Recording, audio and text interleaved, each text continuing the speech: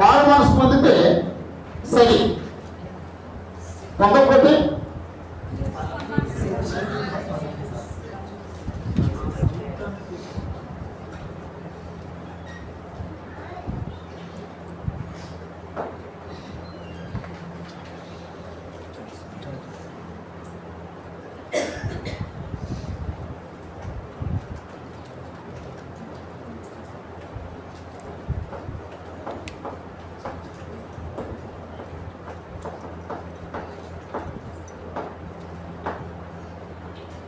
నువ్వు మారు మనసు పొందితే సమస్య లేదు. అప్పుడు ఎలా ఉంటుంది మారు మనసు పొందితే? అంటే అంటే నువ్వు మొదట ఏ పరిస్థితిలో ఉన్నావో ఆ పరిస్థితులన్నీ కొనసాగుతాయి, ఇబ్బందులు ఏమంటావు.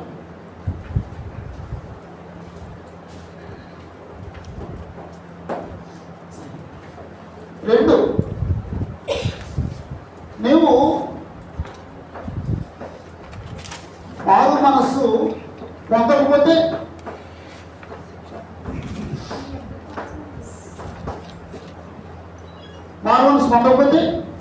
నేను వచ్చి నీ దేవ స్తంభమును దాని చోట నుండి తీసివేతును. నేను వచ్చి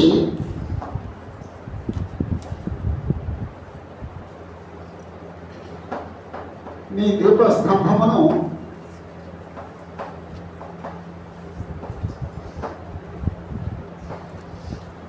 దాని చోటు నుండి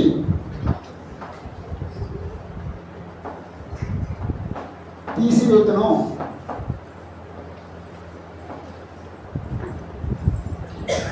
నువ్వు మారు మనసు పొందితే ఓకే, నేను నిన్ను నువ్వు మామూలుగా పొందుతూ నేను నిన్ను మామూలుగా చూస్తాను, మన సంబంధం మామూలు పడతాను. ఓకే, నువ్వు మారు మనసు పొందకపోతే మాత్రం నేను వచ్చి నీ దీప స్తంభాన్ని దాని చోటు నుంచి నేను తీసేస్తాను. అంటే అర్థం ఏంటండి? ఆ సంఘాన్ని తీసేస్తాను. అయ్యి బాబోయ్, సంఘాన్ని కట్టింది ఎవరమ్మా? యేసు ప్రభు అండి. ఇప్పుడు సంఘాన్ని తీసేసేద్దామనండి యేసు ప్రభు అండి. యేసు ప్రభు ఆయన చేతులతో సంఘాన్ని కట్టారు, యేసు ప్రభు ఆయన చేతులతో సంఘాన్ని తీసేస్తారు.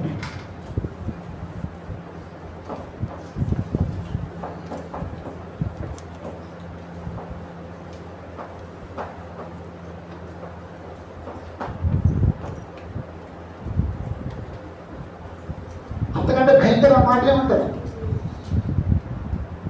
అంతకంటే భయంకరమైన మాటే ఉంటుంది. ఎప్పుడైనా ఎక్కడైనా యేసు ప్రభు ఏ సంఘాన్ని తీసేశారండి? ఎప్పుడైనా ఎక్కడైనా యేసు ప్రభు ఏ సంఘాన్ని తీసేశారండి? మీకేం తెలియదు కదండి. తెలుసా? మీకు తెలుసా? తెలీదా? తెలీదా? నేను చెప్పను.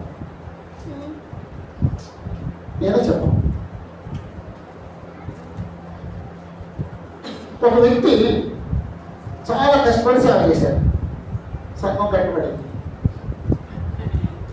ఇప్పుడు ఆ సంఘం ఆ రూమ్ రేకులు అక్కడ పోయిన సంఘాలు ఏమైనా ఉన్నాయండి? మరి తెలియదు అంటారా?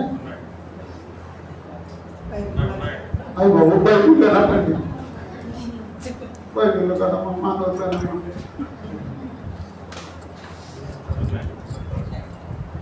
ఒకప్పుడు ఉండి ఒక సంఘం అండి, ఇప్పుడు ఆ బిల్డింగ్ కానీ, ఆ స్థలం కానీ, ఆ బోర్డు కానీ, ఆ వ్యక్తి కానీ ఎవ్వరూ లేని సంఘాలు ఏమైనా ఉన్నాయండి?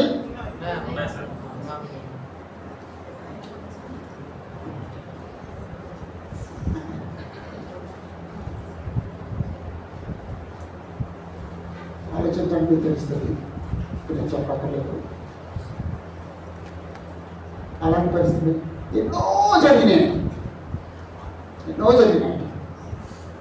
ఇది మామూలు విషయం కాదండి.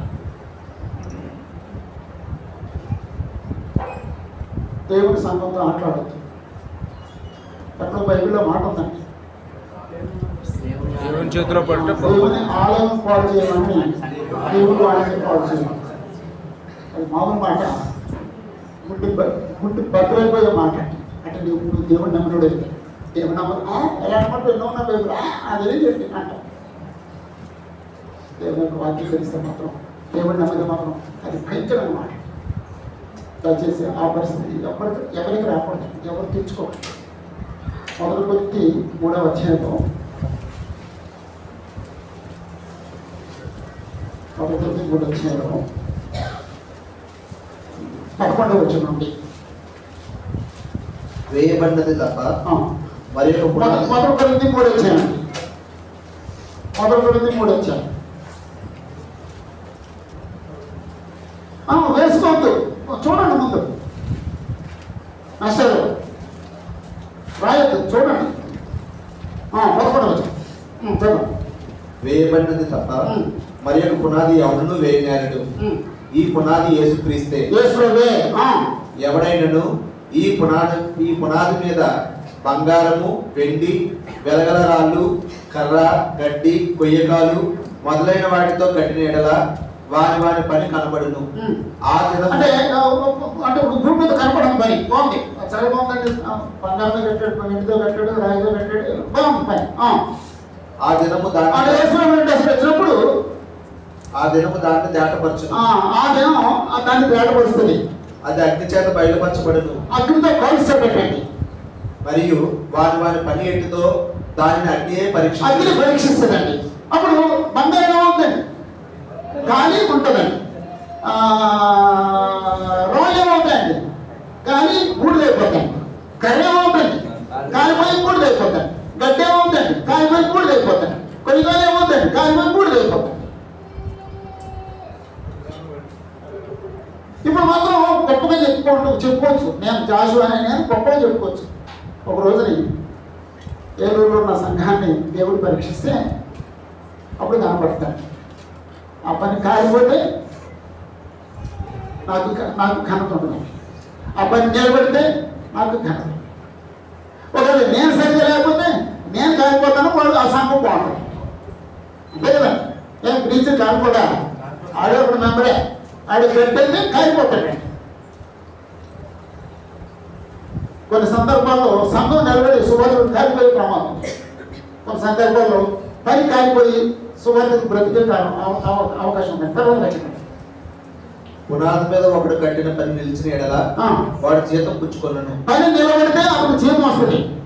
ఒకటి పని కాల్చివేయబడిన ఎడల వారికి నష్టం కలుగును. పని కాలిపోతే యూజ్లెస్ ఫెలో. నీ పని కాలిపోయింది రా, యూజ్లెస్ ఫెలో, ఏమి లేదు. అతను తన మట్టుకు రక్షింపబడును గాని ఒకవేళ అతను మాత్రమే రక్షించబడతాడు, అగ్ని నుండి తప్పించుకున్నట్టు రక్షింపబడును. పని అంతా కాలిపోతుంది. దయచేసి ఇక్కడ ఎవరైనా సువార్తికుడు అంటే దేవుడితో ఆటలాడద్దు, దేవుడి పనితో ఆటలాడద్దు. దేవుడి పని చేస్తే సమర్పణతో దేవుడి పని చేయి, నమ్మకంగా దేవుడి పని చేయి, యథార్థంగా చేయి, గౌరవంగా చేయి. నువ్వు చేసే పని నిలబడేటట్టుగా పని చేయి. నువ్వు నిలబడాలి, నీ పని నిలబడాలి. నీ పని కాకపోతే నీకు జీతం ఉండదు, నువ్వు కాకపోతే అంతకంటే దౌర్భాగ్యం ఇంకేం ఉండదు. అంతకంటే దౌర్భాగ్యం ఎలాంటి సంఘం అండి. నువ్వు మొదటి కోల్పోయావు, నువ్వు మారవలసిపోతే సరే, మారవలసిపోతే నేను ఆ సంఘాన్ని తీసేస్తాను. ఈరోజు చాలా చోట్ల సంఘాలే ఉంటాయి, సంఘాలే ఉంటాయి. అదే పరిస్థితి. చివరి వచనం చూద్దాం, 6వ వచనం. అయితే ఈ ఒకటి నీలో ఉన్నది, నీకోరైన క్రియలు నీవు ద్వేషించున్నావు, నేను కూడా వీటిని ద్వేషించున్నాను. ఇక్కడ ఎక్కడ ఏం పాల్పడదాం నేను అభినందనలోకే రాగలండి. 7వ అభినందన అనమాట. అభినందనలో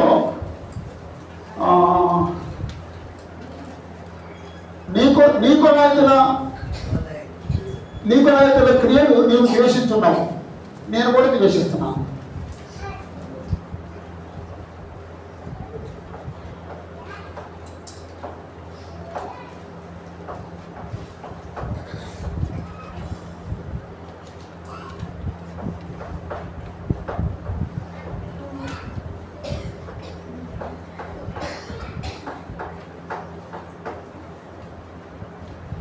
జాషువా గారు పాపం చెప్తున్నాను అనుకుంటున్నాను. దయచేసి బాగానే ఉందండి. అక్కడ సంఘాన్ని తీసేస్తాననే మాట చిన్న మాట, చాలా భయంకరమైన మాట. మరి భయంకరమైన మాట భయంకరంగా చెప్పొచ్చు, ఎలా చెప్పాలండి? సంఘాన్ని తీసేటట్టు అనాలండి. అది గుడ్డు బెదిరిపోయే మాట కదండి. మన పని కాకపోతే ఎందుకండి మన బ్రతికెంతండి.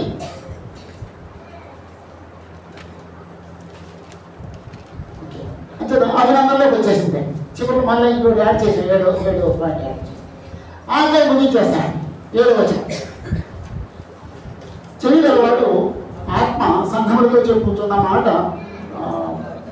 వినుడు కాక. అందరికీ చెవులు ఉన్నాయి, చెవులు లేనాడు ఎవడు? చెవులు గలవాడు అనే మాట ఎందుకన్నాడంటే వినే చెవులు, వినే చెవులు, గ్రహించే మనసు.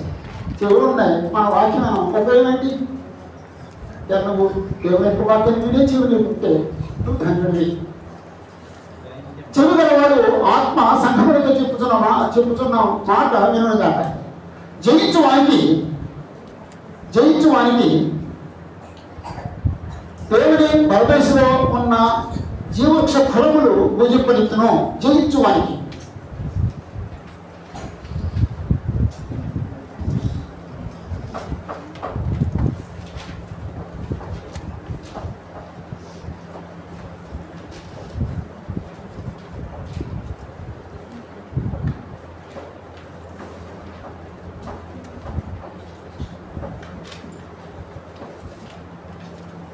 జయించవానికి ఇచ్చు బహుమానం. జయించవానికి ఏమి ఇస్తాడంటే దేవుని పరదేశంలో ఉన్న జీవవృక్ష ఫలములు భుజింపనిత్తును. దేవుని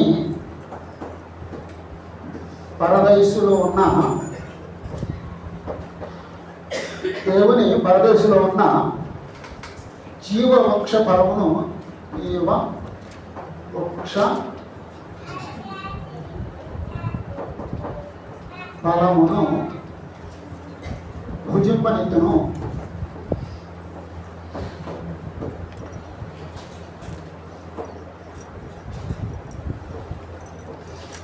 జయిస్తే జీవవృక్ష ఫలం,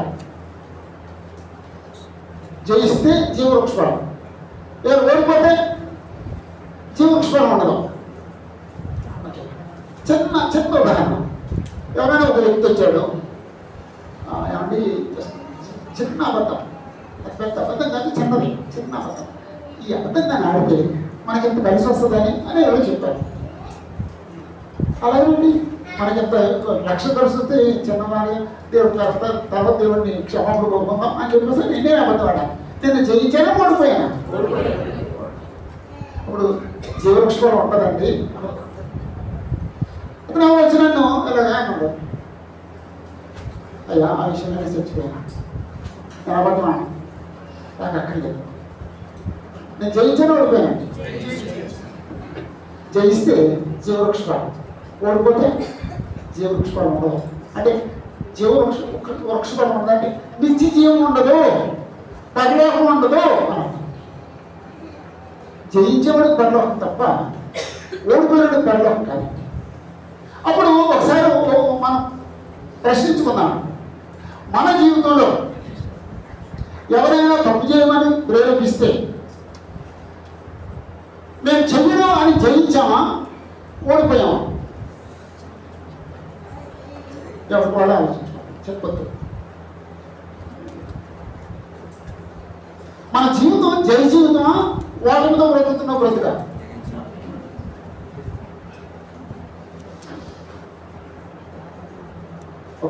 ఒక యుద్ధం జరిగింది, ఒక రాజు ఇంకో రాజు చేతిలో ఓడిపోయాడు. ఎంత అవమానానికి, గెలిస్తే ఎంత ఎంత ఎంత ఘనతండి.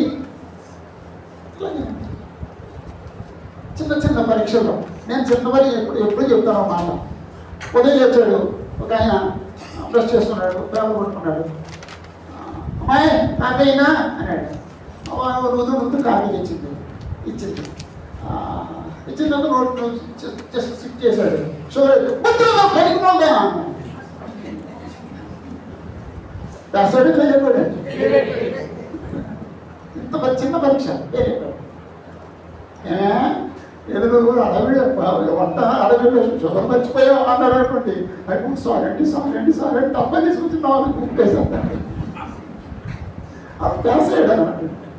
ఇప్పుడు ఎన్నిసార్లు మనం ఫెయిల్ అయిపోయామండి, ఎన్నిసార్లు మనం ఫెయిల్ అయిపోతున్నామండి.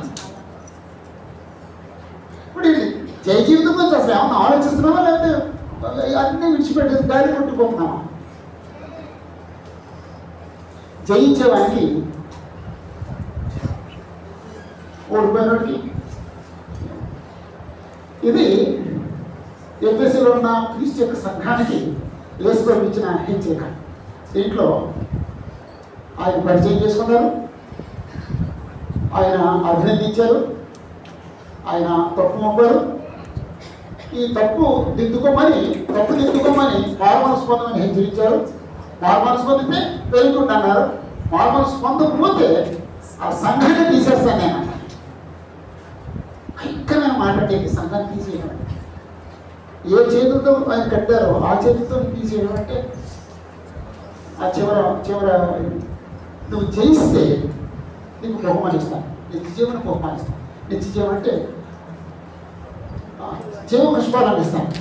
ఎట్లా పరలోకంలో జీవవృక్షం ఉండదు, అది అలంకారిక భాష, అలంకారిక పదం అంటే అక్కడ వృక్షాలు ఉంటాయా, నీళ్ళు ఉంటాయా, అలంకారం. జీవజలాలు అలంకారం అంటే నిత్యజీవాన్ని జీవజలాలు అంటే జీవవృక్షం అలంకారం అంటే అక్షరాల వృక్షాలు అక్కడ ఉండవు, అక్కడ ఆహారం ఉండదు, మనకు తింటుండదు, తినక్కర్లేదు. దేవుడికి ఎలాగైతే తింటక్కర్లేదు మనకి తింటక్కర్లేదు, ఈశ్వరుడికి ఎలాగైతే ఆహారం అక్కర్లేదు మనకి ఆహారం అక్కర్లేదు. ఇది అంటే అలంకారిక రీతిలో చెప్పిన మాట్లాడి జీవవృక్షపాలం అంటే నిత్య జీవాన్ని ఇస్తాను అని. ఓకే, వ్యక్తిగతంగా మనం ఎలా బ్రతుకుతున్నామో ఎవరికి వాళ్ళు ఆలోచించాలి. సంఘంగా మన సంఘాలు, మన స్థానిక సంఘాలు ఎలా ఉన్నాయో ఆలోచించాలి. దేవుడు ఈరోజు మనకి ఇచ్చాడంటే మారు మనసు ఇచ్చాడు. మారు మనసు పొందుదాం, మార్చుకుందాం. ఆయన కోరుకుంటట్టు బ్రతుకుతాం, ఆయన కోరుకుంటట్టుగా క్రీస్తు యొక్క సంఘాన్ని కడదాం. అంతే మీకు ఓటు మంది పడలేదంటే 4 అధ్యాయం చూద్దాం, లేకపోతే ఆపేద్దాం. అంటే 4 అధ్యాయం కొంచెం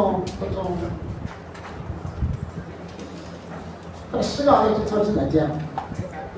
అంటే యెహోవా దేవుని దర్శనం అంటే 4 అధ్యాయం అంటే మామూలు అధ్యాయం కాదు. నాకు అనిపిస్తుంది, వద్దు అనిపిస్తుంది. ఎందుకంటే ఈ స్పిరిట్తో ఉన్నప్పుడు